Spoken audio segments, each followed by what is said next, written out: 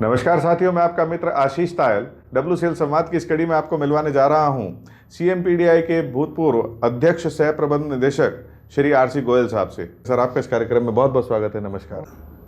धन्यवाद तायल साहब, जो आपने मुझे यहाँ बुलाया। सर, आप लंबे समय तक कोल इंडिया में कार्यरत रहे और CMPDI के अध्यक्ष सह प्रबंध निदेशक के रूप में सेवानिवृत्त हुए। अपने करियर की शुरुआती दौर से रिटायरमेंट तक की अपनी यात्रा हमारे WCL परिवार के सदस्यों के साथ साझा करने की कृपा करें।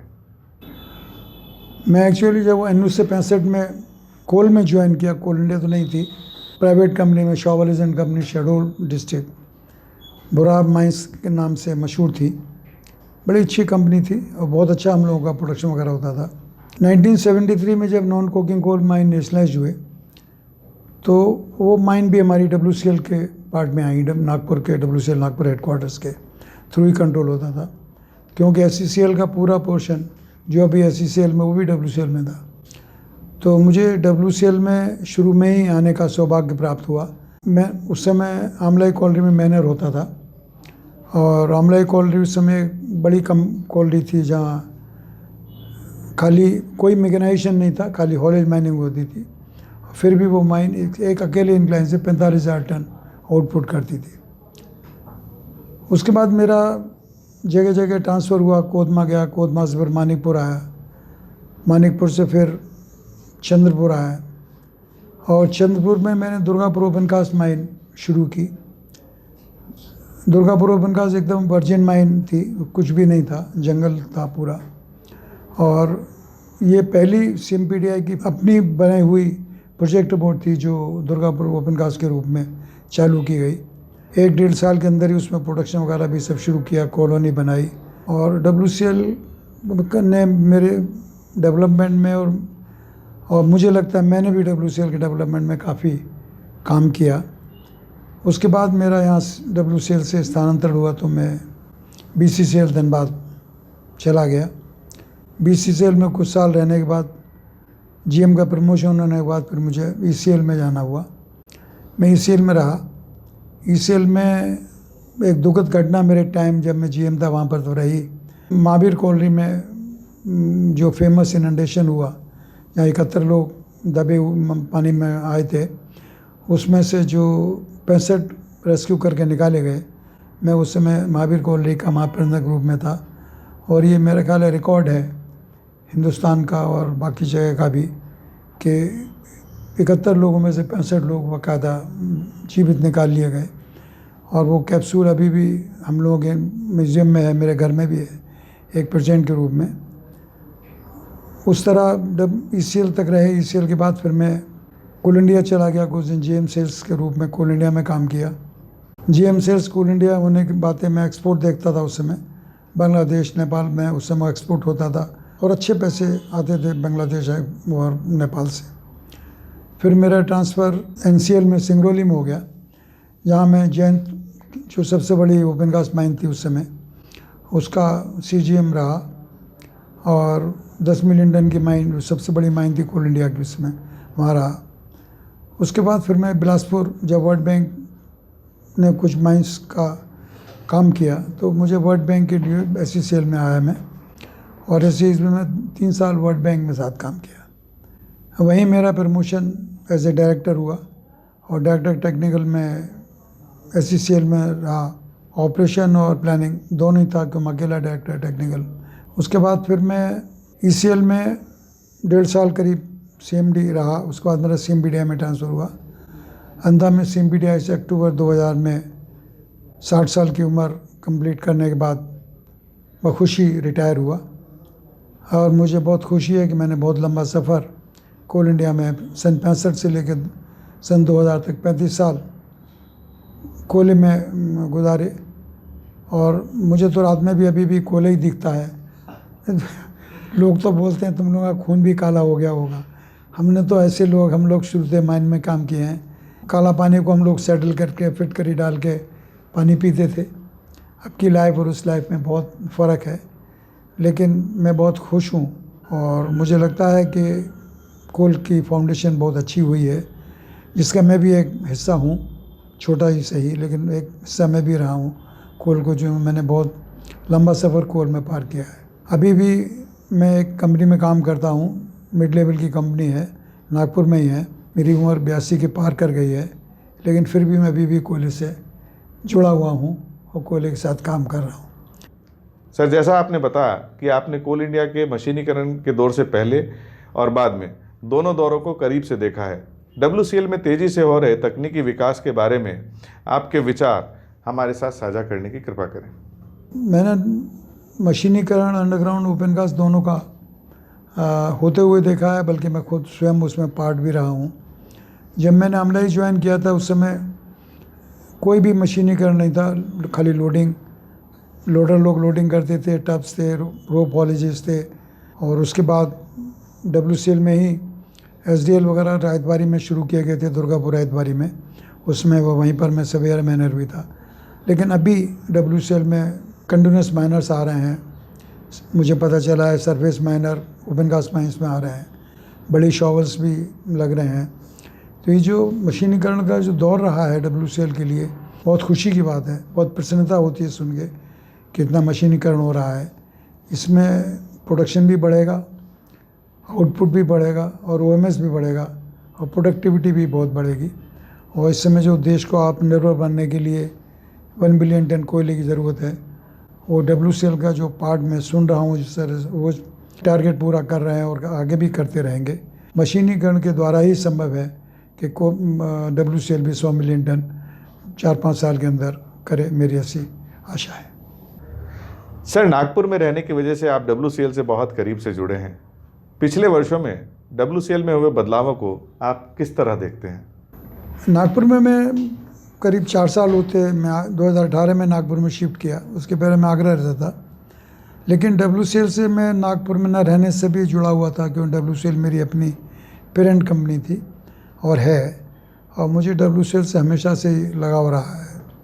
तो WCL में जो भी अच्छे काम होते हैं, मुझे किसी तरह भी सूचना मिलती थी तो मुझे बड़ी खुशी होती थी। आज भी जिस तरह मैं सुनता हूँ कि जितने भी टारगेट WCL को दिए गए मनोज कुमार साहब टाइम में, वो पूरे हो रहे हैं। बहुत खुशी की बात है, बहुत प्रसन्नता की बात है कि मेरी अपनी कंपनी जो 30-35 मिलियन टन शायद उस समय जब मैं 83 में यहाँ से गया था जब थी, 2022-23 में 63 मिलियन टन प्रोडक्शन करने जा रही है। मुझे पूर्ण विश्वास है कि ये 5-6 साल में 100 मिलियन टन के टारगेट पे पहुँच जाएंगे और ज़रूर पूरा करेंगे। सर, आप भी इस बात से सहमत होंगे कि मनुष्य अनुभव से बहुत कुछ सीखता है। अपने जीवन के कुछ यादगार अनुभव हमारे WCL परिवार के सदस्यों के साथ साझा करने की कृपा करें। बहुत बहादुरी के साथ काम करना पड़ता है कोल में रहने के लिए, बहुत हिम्मत से काम करना पड़ता है। और मैंने अपने जीवन में भी यही सब देखा और महसूस किया, और बल्कि किया भी। अगर हिम्मत नहीं होती तो कोल में काम नहीं कर पाते, ना आगे बढ़ पाते। दूसरा ये है कि मैंने ये भी देखा कि जो काम दिया जाता था उससे थोड़ा ज़्यादा काम करने की कोशिश करनी चाहिए, तभी आदमी अपनी जो माइंड है उसको भी आगे बढ़ा सकता है और ख़ुद के करियर को भी आगे डेवलप कर सकता है, और आपकी कंपनी को भी फ़ायदा होगा, आपके बाकी लोगों को भी इसका बहुत जो कुछ लाभ मिलेगा। तो डायरेक्टर और CMD होने के बावजूद मैं ये भी कह सकता हूँ कि लोगों ने बहुत सहायता की, जिसमें आपको डायरेक्टर CMD बने, बिना उसके आप नहीं बन सकते। आपकी अपनी मेहनत तो काम करती है, बाकी लोगों की प्रार्थनाएं, आशाएं सब आपके साथ रहना चाहिए। अनुभव यही है कि नाइजीरिया में मुझे बुलाया गया था कोयले के लिए ही। नाइजीरिया में कोयला कोई जानता ही नहीं था, कोयला होता क्या है। तो मैंने अपने ही लेवल के हिसाब से कोल का एक्सप्लोरेशन भी किया, कुछ पुराने रिकॉर्ड से उनके हिसाब से ड्रिलिंग विलिंग करा के एक माइनिंग लीज ली। माइनिंग लीज़ की एप्लीकेशन भी मैंने ही बनाई और अप्रूवल मैंने खुद ही किया, क्यों वहाँ कोई अप्रूवल करने वाला भी नहीं था कोल माइनिंग लीज़ का।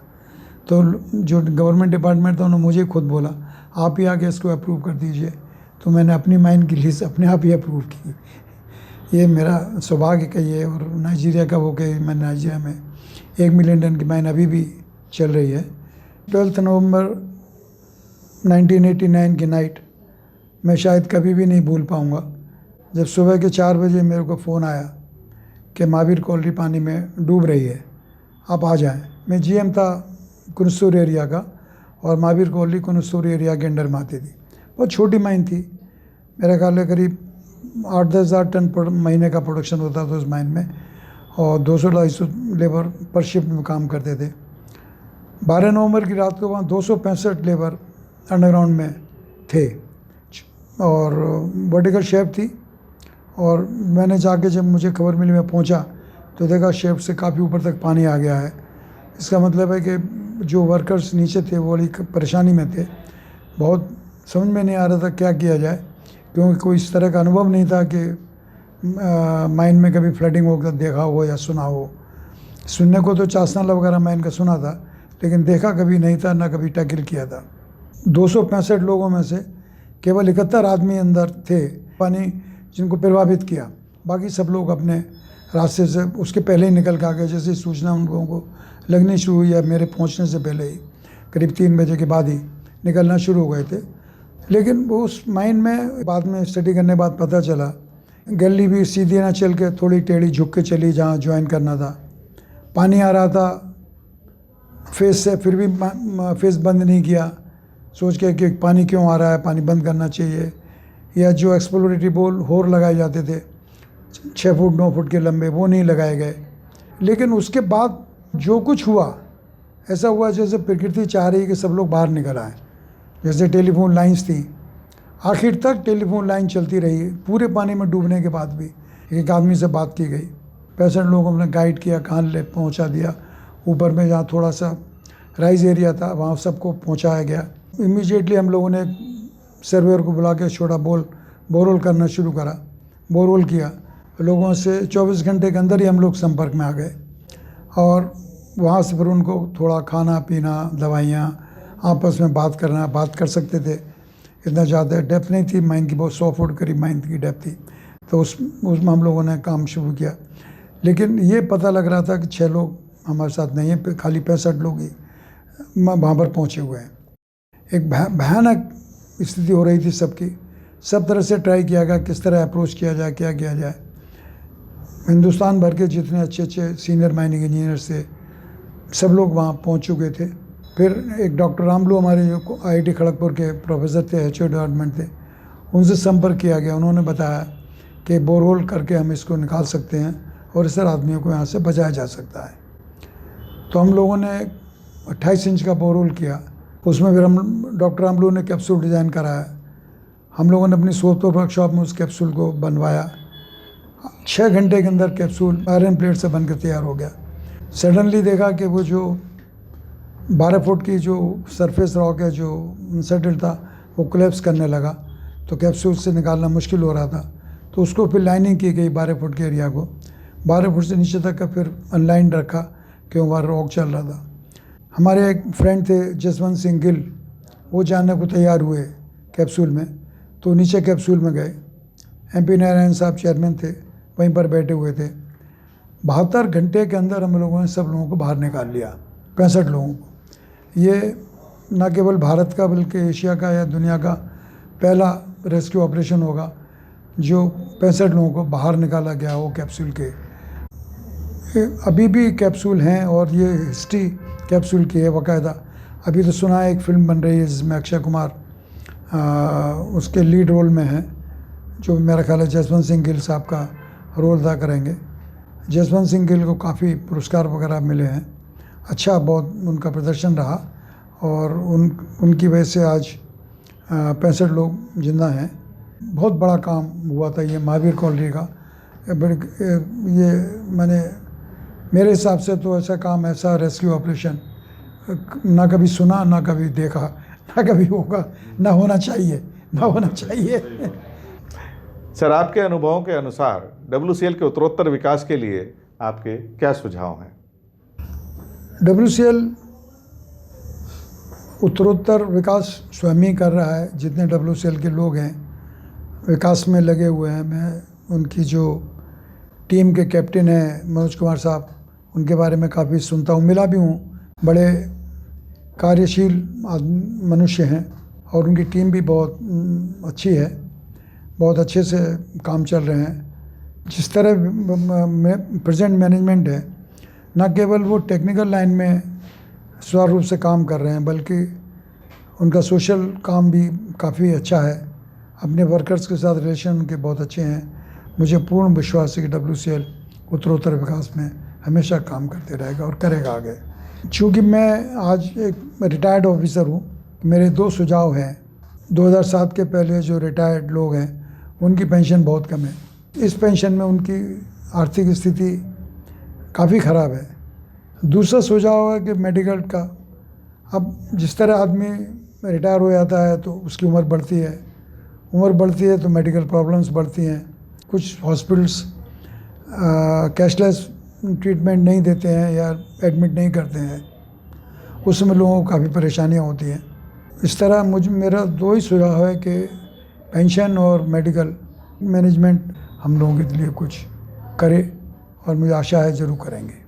और इस संवाद एक प्रेरणा देगा कि आदमी कैसे 55 साल तक काम कर सकता है और करते रहना चाहिए। और इस तरह मैं WCL से थोड़ा और जुड़ गया। WCL का मैं पार्ट हमेशा से रहा, अभी भी हूँ और आगे भी रहूँगा। बहुत बहुत धन्यवाद। सर, आज के इस कार्यक्रम में आप हमारे साथ उपस्थित हुए। आपने बहुत ही महत्वपूर्ण जानकारी, अपने जीवन के सुनहरे अनुभव हमारे WCL परिवार के सदस्यों के साथ साझा किए। इसके लिए हम आपका धन्यवाद करते हैं। नमस्कार। धन्यवाद। नमस्कार सर। साथियों, WCL संवाद कार्यक्रम को आपने खूब सराहा, ढेर सारा प्यार दिया। इस कार्यक्रम को और अच्छा बनाने के लिए हम आपके सुझाव निरंतर आमंत्रित करते हैं। नमस्कार।